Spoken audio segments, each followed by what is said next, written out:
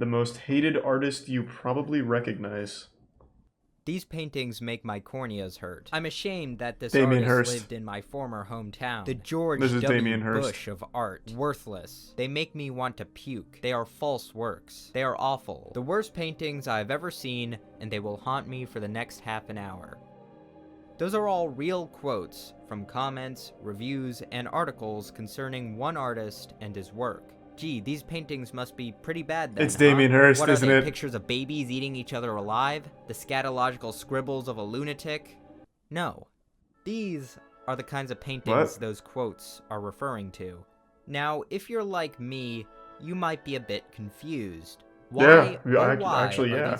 These are works Artists by suck. the late artist Thomas Kinkade. God damn it. You can make a very good case that Thomas Kinkade was the most successful artist in the 21st century so far. His works can be seen on mugs, t-shirts, calendars, and probably somewhere in your grandmother's living room. Thomas Kinkade's own company claims his work can be seen in 1 out of every 20 American homes. And at the height of his career, his company generated $130 million in sales in 1 year. Now I could totally see I hate Thomas Kinkade with every fiber of my being. Our long Channel that national energy to someone nightmare that is over. deserves it, There's like nothing Damien wrong Hirst. with liking Kinkade's paintings, but, in my opinion, there is something wrong with people that like his paintings. Yeah, that's basically the same thing. What could have possibly prompted such venom There's a from tier a 1 few wishing cottage will. paintings? What you'll find is that the reason for this hatred may have less to do with the art itself, and more to do with matters of taste, the art world, and even as you saw in the last comment, politics. Today we'll learn about the many reasons to hate Well, this sounds Thomas interesting. Kinkade. I don't know why more people don't hate people like Damien Hirst and Jackson Pollock. Their work is the most awful dog shit ever. Before his business adventures, Kinkade worked in background painting for an animated film. As far as the actual technique goes, for the most part we used a simple technical procedure. We'd just start out with a big wide brush and lay the thing in. Very scrubby at first, and then as we went, we'd gradually tighten the strokes. Painting down. always We had to try to impresses keep the me, time on because it's so painting. fucking Very hard. limited because And it worked. There are people who were It and are looks passionate fine. about these paintings. Clearly, many are willing to pay for reproductions, and many collect them religiously. The people who buy them are glad to have them. They find comfort in them. It is estimated his business brought in $100 million in revenue annually. Art is Thomas always Kinkade subjective. was Yeah, wildly until it comes to successful. Damien Hirst or As Jackson easy as Pollock, it then would it is be to objectively dismiss dog all shit. this hatred, you'll find a lot of negative reviews that use the word kitsch. This word appears everywhere. Kitsch, kitsch, king of kitsch. But what is kitsch? My first vague understanding of the word was something that's popular but also poor quality. The Oxford Art Dictionary attempts to define it as objects or design considered to be in poor taste because of excessive garishness or sentimentality, but that might be too narrow. According to cultural critic and philosopher Whoa. Walter Benjamin, kitsch is, unlike art, a utilitarian object lacking all critical distance between object and observer. God, It these offers people are so instantaneous fucking emotional pretentious, it hurts. gratification without It hurts. intellectual effort. Pretty much any art that looks like it takes talent, people don't like in the art industry. I guarantee you Damien Hirst, Jackson Pollock, all of like your most famous artists, like more modern artists, I guess Jackson Pollock doesn't fit into that. I guarantee they couldn't draw a single person's face. They couldn't paint a single thing that looks like anything. It's just abstract dog shit that even a child could make. Yeah, I remember Bob Ross was shit upon by most like fart-sniffing artists back in the day. I do remember that. Again, anything that looks like it has any form or shape to it, or anything that looks like it took time and effort, is very frowned upon in the community. Thomas Kinkade has been He looks like such a wholesome compared to guy. Norman Rockwell, mainly because of his appeal to American values and usually cheerful scenes. Some have even put both their work Is it into Brian the same Bobbington? dreaded category of kitsch.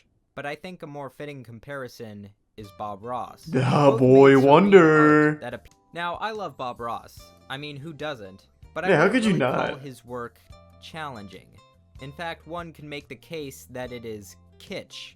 No, the significance of Bob Ross is not really his art, but the hundreds of PBS videos he made painting that art. Damn. Bob Ross was... I've had now a I really find cool idea for a while. Someone in the chat just reminded me of this. I thought it would be a really interesting idea if I did like some dog shitty Damien Hirst, Jackson Pollock style art under a pseudonym, and then just had like a really wealthy person I know buy it for an absurd amount and I just give the money back, obviously, but making headlines just to get that name out there and see if I could get some real, genuine, stupid, rich assholes to buy my work. So I was wondering, it's something I've been thinking about doing, but I need to find who would do it. I was gonna try and ask Gronk about it, but I just feel like he really wouldn't. I don't think he'd want to, but I really think it's a good idea because most of these big artists like Damien Hirst are big because they know rich people that buy the fucking art from them for money laundering purposes. And I feel like you can replicate that if you just know someone with a lot of money. Isn't that illegal? Yep.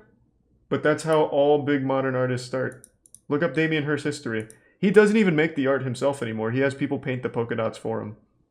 But he sells it as his to people he already knows. The painter of light. Wouldn't saying this out loud fuck Look, you in the even future? If you like his No, work, you'd never know it's making me. I'd have a everything cool glow is pseudonym. not something I would consider a remarkable use of light. Bramian Burst. These guys, Kinkade was also not shy to talk about He met his the Christian Pope? beliefs and conservative family values. The prominent light so often seen in his paintings, he said, represented the light of God penetrating the darkness. The number one quote critics give me is, "Tom, your work is irrelevant." Now that's a fascinating comment.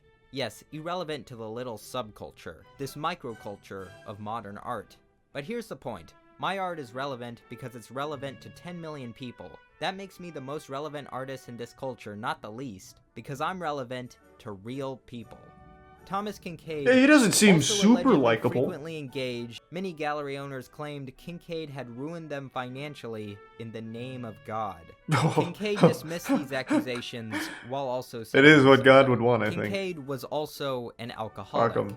and as his businesses began to decline, he He's a engaged tier more one frequently in drunken episodes Crandall and where Resub he was Kozer. prone to cursing, heckling performers, one accusation of groping, urinating on a Winnie the Pooh statue while yelling, "This one's for you, Walt," which I don't even think that one's bad. That's hilarious. That's pretty and cool, drunk actually. driving, which is less hilarious. He's even wearing a And Jackson Pollock eventually, shirt. on April 6, 2012, he was killed by an accidental overdose of Valium and alcohol. Wow.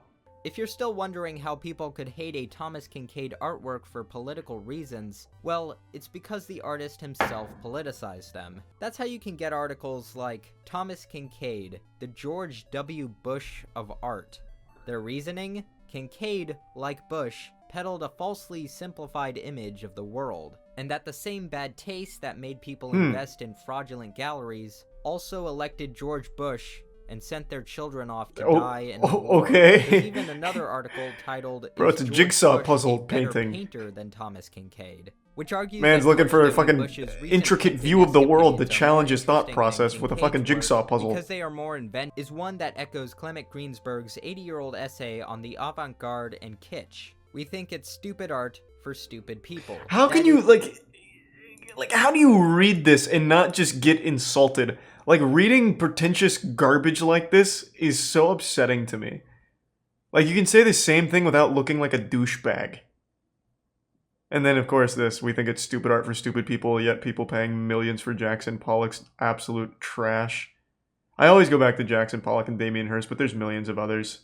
But, and I know this is like a cardinal sin according to art critics, I don't hate Kinkade's art. There are some paintings I like. Some I wouldn't mind having a print of. Quite a few I find excessive, and quite a few I find downright horrendous. People often insult Kinkade's work by calling them greeting card illustrations. Well, greeting cards need illustrations, don't they? Or else they would just be white pieces of folded paper with Sure, text. checkmate. And hate them or love them, maybe the kind of vicious hatred for his art from the art world still seen today. I am curious, what gets seen in high-class museums now? I'm pretty sure all of it is that super trash thing like a banana taped to a wall or like Banksy's balloon picture, stuff like that. Let me see.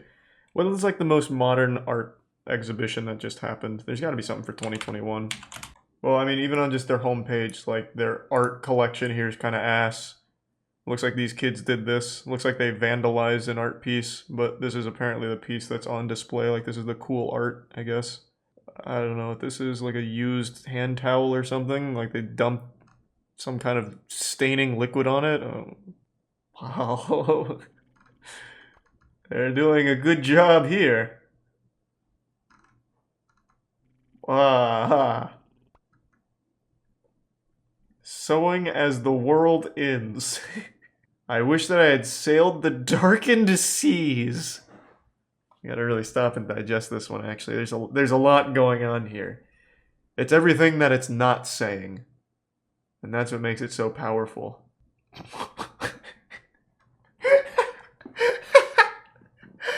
Yeah, this pretty much sums up most art exhibits, I imagine.